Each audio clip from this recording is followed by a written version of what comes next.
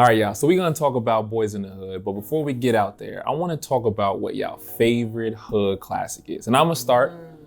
My favorite is Friday.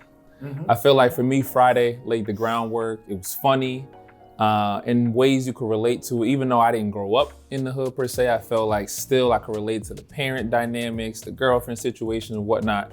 So Friday is like the flagpole for me. But Fred, I'm gonna start with you. What do you think is, what's your favorite hood classic?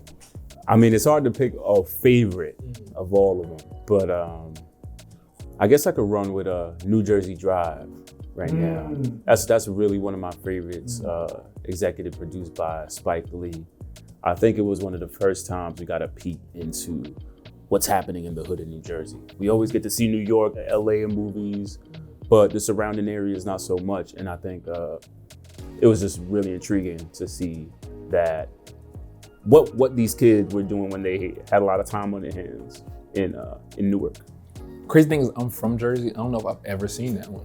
Wow. Bruh, you shouldn't have said that live.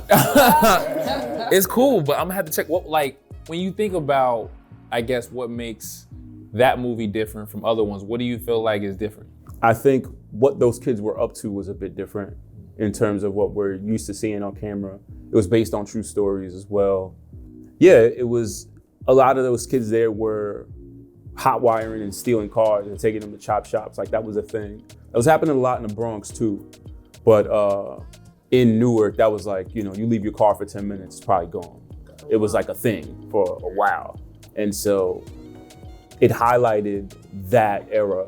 And you would assume that these were professionals. These were kids, like 14-year-olds, just knowing how to their way around a car. And they would just joyride them. It's not like, a lot of the times they wouldn't even make money off it. They would just be joyriding cars that, quite frankly, they probably never dreamed of driving. And they just happened to be right in their hood. And things just kind of snowballed for them there. And it's very, very realistic, I want to say. I definitely can relate to some of that stuff. I gotta say one thing on that one. That movie documented like the reason why car insurance rates were the highest in New Jersey in all of America for a reason. No, true story though. It was because of the carjackings that happened in that area of Jersey. That's crazy. It made it highest in the nation. Okay, I'm gonna come back to you, Lamont. But now, like, what's your favorite? So many. Okay, I'm from New York. I'm from the Bronx. So anybody from New York looks at Belly as like one of the greatest movies of all time. It glorified living in New York City, like in a time where Hype Williams, who was the biggest video director at that time, kind of just had this stylized idea of what it was to be living in New York City at that time, taking like his video imagery to see in theaters. We've never seen that before. I mean, just the iconic walking into the Tunnel nightclub, and it's like pitch black dark, and you see DMX, and you see Nas, and and it's crazy. Just the visuals alone in that movie are like some of the most iconic scenes ever. And just like I said, just having all the hottest rappers at that time all starring in it. Like, we've never seen that before on the screen, and they were so New York. So that's just something that everybody hands down from New York will always have like in their top 5. Got you. Is there like one character like you feel like you closely resemble, or you that I resemble? or you saw yourself in that film? What I resemble? Yeah, I'd probably be crazy like DMX, to be honest. I don't know, I just like his rawness. I mean, that's what most people like about X. So it was just really intriguing to see his over-the-top personality actually put into a character that fit. And you saw him on screen, like, acting. Like, there were parts where I was like, this is not DMX. So it was really good for that first time to see that raw YO taken and be put on the screen for all of us. So yeah, probably X. Dope. All right, I'm coming over to you, Mike. What's your favorite hood classic? You rocking the church sweater right now. So, my favorite would probably be Harlem Nights. Staying with the New York theme. Yeah, it's more of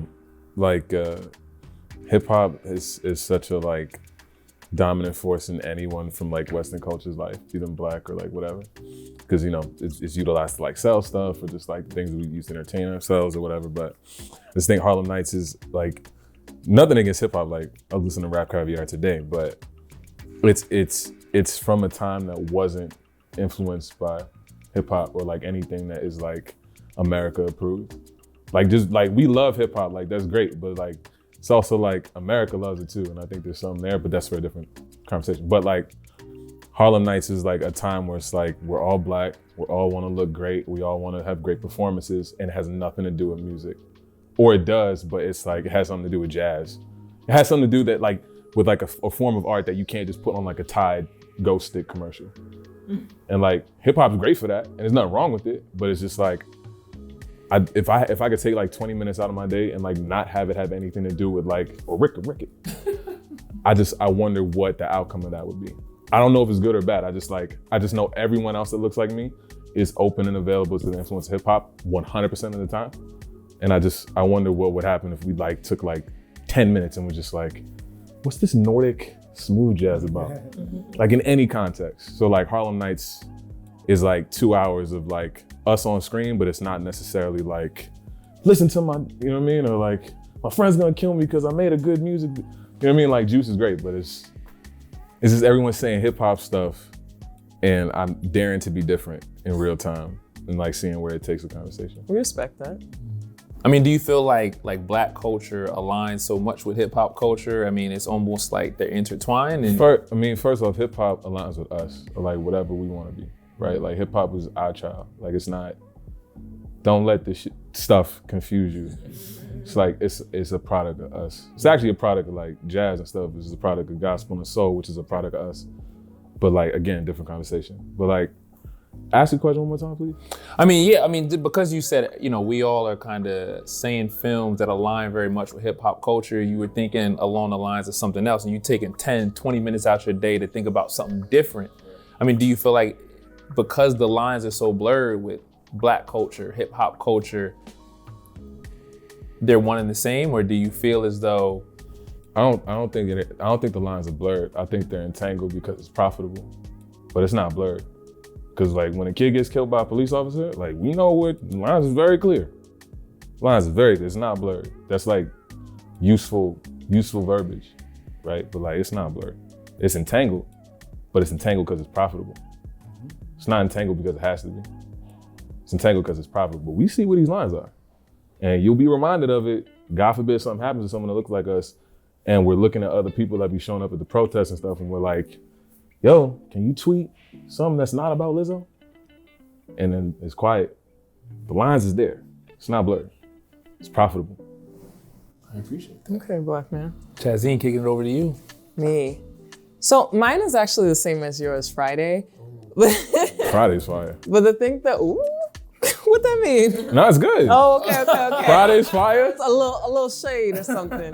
But the reason why I would say that is because it's funny how there's like levels to this when it comes to the hood and what the hood represents. Cause like, I know we would think, oh, we lived in the hood, but then it's like, when I saw that movie, I was like, once again, there's levels to this and subcultures and like, oh, this is a whole new other kind of hood that I was not aware of, but it was also hilarious. So it's a classic, Friday. And then next Friday too, what was his name, Pinky? Or whatever his name, he had me dying. It was a trilogy. I mean, so being that there's levels to it, I'm curious, like what part did you relate most to? I think the way the hood gets classified, because I'm from Providence, Rhode Island, right?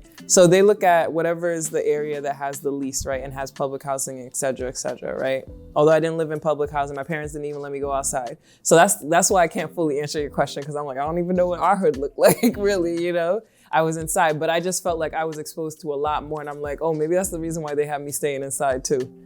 There's levels to it all around, so. Yeah. I mean, I think that's a whole nother conversation, but I think oftentimes I've been in so many conversations where it's like almost like the gladiator awards are like, what's your hood like? Oh, you not hood because you didn't experience this. A competition, who's the right? hoodest? Did you have to, that's what homie yesterday mentioned, did you have to split your milk with water? And I'm like, I didn't even know that was a thing. Son, only reason I did that was for my oat milk. My oat milk was too thick. So I was like, let me pour a little water in it. I was like, I had milk, but all right. No, I've encountered that for sure, where it's like, oh, you ain't never been to jail? So, Right. What is that? My bad, What, like- no, let's touch on that real quick. I mean, how do you feel? Because I grew up in the suburbs, straight up, right? My parents are from Newark, right? We mentioned Newark. That's why, I'm like, dang, I didn't see that film. Parents are from Newark, but I grew up in the suburbs. And so for me, it was like, Go ahead.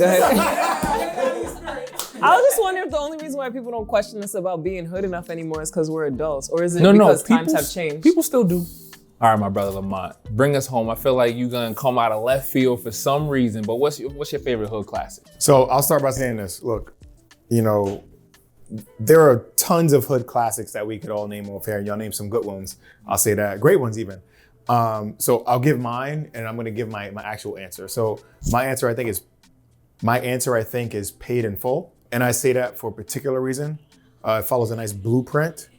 When you look at these hood movies, and you can look at the mafia movies the same, they took our stuff and they just overlaid their whiteness on them, right? And they came up with these stories. Granted, I'll say this, there's a lot of stuff in that world that, are similar in terms of minorities, like, going up against the, living in America, right? Taking advantage of the system, trying to make it above your people. There's crabs in a barrel. I know we talked about that, in another series, but crabs in a barrel, and like, how can we step over each other to get to the top? But my answer to the question is a series, and it's the Boondocks. And I'll say that. I think when we look at hood, I look at the Boondocks series as us poking fun of ourselves, because they have a lot of episodes that deal with like real situations in our community, right? They talked about R. Kelly, right? There was a great episode about that. There was an episode about Martin Luther King if he lived today, and what would he see, and like how would he respond to this? There was an episode about capitalism. There's an episode about, there's all sorts of stuff there, but I like the Boondocks because it talks about and brings up these issues that are taboo in our community that we should be talking about in public, but we talk about behind the scenes.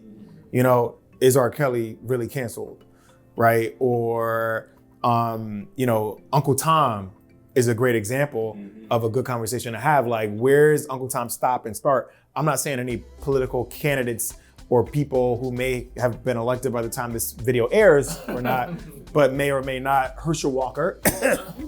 But they bring a really good point to the forefront that we got to talk about, right? Like, we look at Riley, right? You got Riley, two brothers, Riley and Huey based on Huey P. Newton, right? Boom, bam, right? But Riley, who's like, I'm hood, and they're living in the suburbs.